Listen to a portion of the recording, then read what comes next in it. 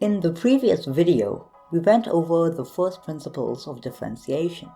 We managed to differentiate the functions x squared and x cubed. We can technically differentiate almost every function using this method, but there are much faster ways. This video covers different mathematical laws in calculus that make differentiating much easier. First, we will look at the addition rule. If we have two functions u and v, which we know how to differentiate, the addition rule is a useful way to differentiate the sum u plus v.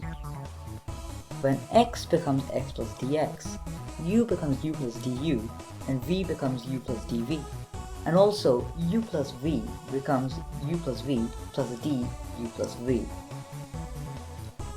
However, because u becomes u plus du and v becomes v plus dv, we can also say u plus v becomes u plus du plus v plus dv. So there are two different expressions which are both of what u plus v becomes when we change x to x plus dx. These two must be the same, so we equate the two. We can cancel out the u and a v, and we are left with du plus v equals du plus dv. This is the addition rule. Differentiating the sum of two functions is the same as adding the differentials of the two functions. Let's try it with an example. We know how to differentiate x squared and x cubed.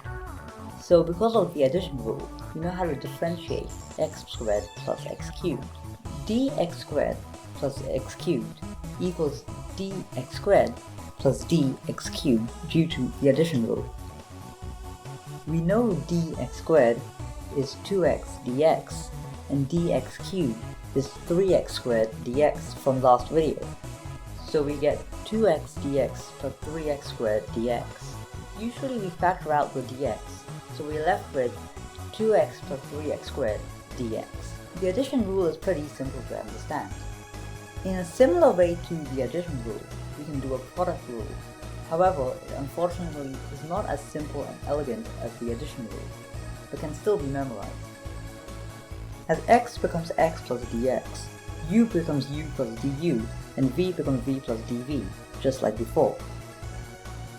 Now we look at uv.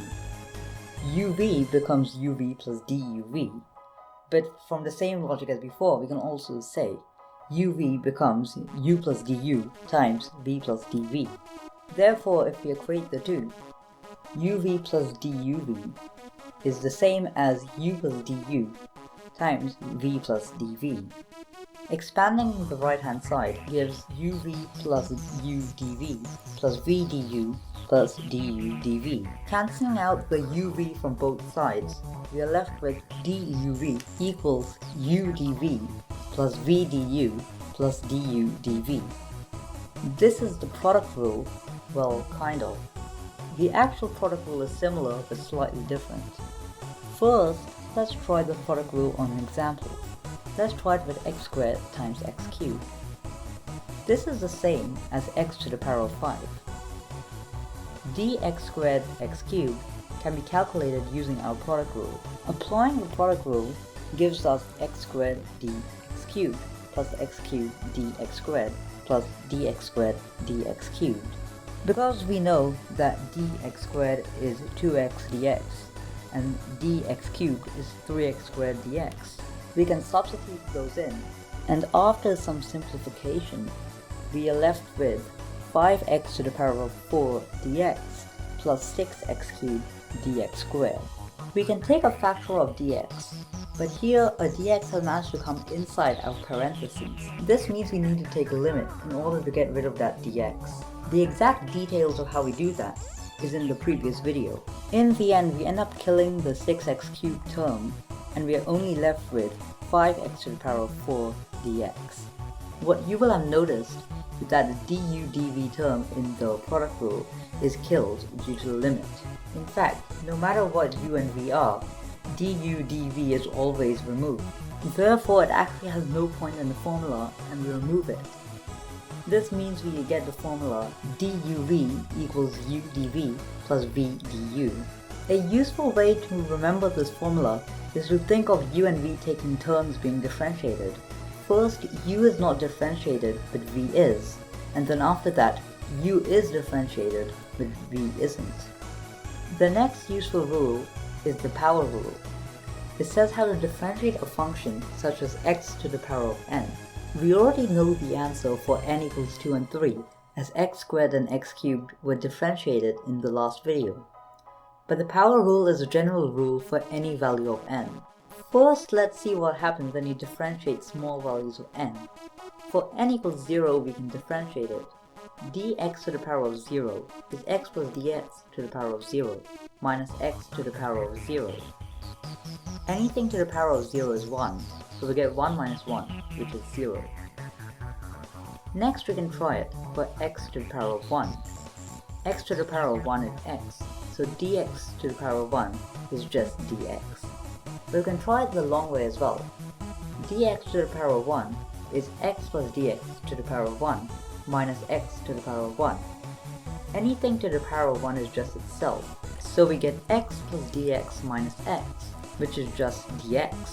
We know what we get for n equals 2 and 3, so let's try it for n equals 4. This is where the product rule comes in handy. X to the power of 4 is x times x cubed. Therefore dx to the power of 4 is dx times x cubed. Applying the product rule gives us x dx cubed plus x cubed dx.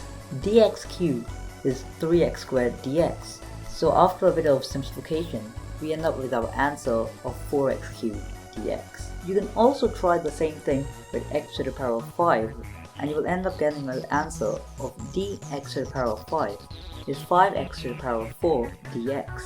Maybe you can see a pattern by now. If you write the differentials in a more suggestive way, you can definitely see what the pattern is. We can write a general law: dx to the power of n equals nx to the power of n minus 1 dx. This makes higher powers really easy to differentiate.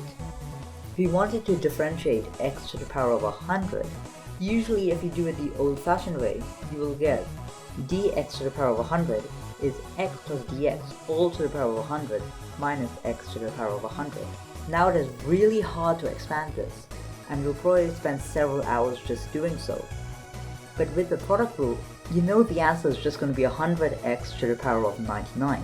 It's really simple. Even dx to the power of 137 is simply just 137 x to the power of 136 dx. One final rule is the constant multiple rule. Say you want to differentiate ky, where y is a function of x, but k isn't. K is a constant, meaning it's just a number like 2, 3, half, or pi. In terms of calculus, that means as x becomes x plus dx, y becomes y plus dy, but k remains k. In other words, dk equals 0. We can differentiate ky using the product rule. dky equals k dy plus y dk. However, in this case, dk equals 0, so that gets rid of that term, leaving us with just k dy. This means the constant can just go outside the differential. An example is differentiating 5 times x to the power of 100. The derivative is d5x to the power of 100, which using the constant multiple rule is just 5 dx to the power of 100.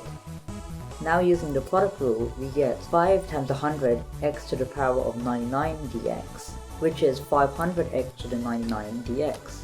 Here's an example where we use the addition, constant multiplication, and power rule all at once. Differentiate 8x to the power of 13 plus 5x to the power of 4. First we apply the addition rule, then the constant multiple rule, then the power rule. A bit of simplification, and we are left with 105x to the power of 12 plus 20x cubed. In fact, by now you've learned enough calculus to be able to differentiate any polynomial. There is a simple way to do this with just your head and a calculator. For example, in that example I gave, you do 8 times 13 is 105, 13 minus 1 is 12, 4 times 5 is 20, and 4 minus 1 is 3. That gives all the numbers you need in your differential. Here are a list of 10 polynomials you can practice differentiating. Hopefully you will get used to differentiate polynomials as they are the basics of differentiation. Here are the differentials to each of the polynomials so you can check. I'm 99% sure they're correct, but if you get a different answer to mine, please comment it along with the question number so I can make sure it's not actually my mistake in differentiating them. Anyways, that's the end of this video. If you found it useful, please like it, and if you want to stay tuned on my series, please subscribe so you won't miss the next video. Bye!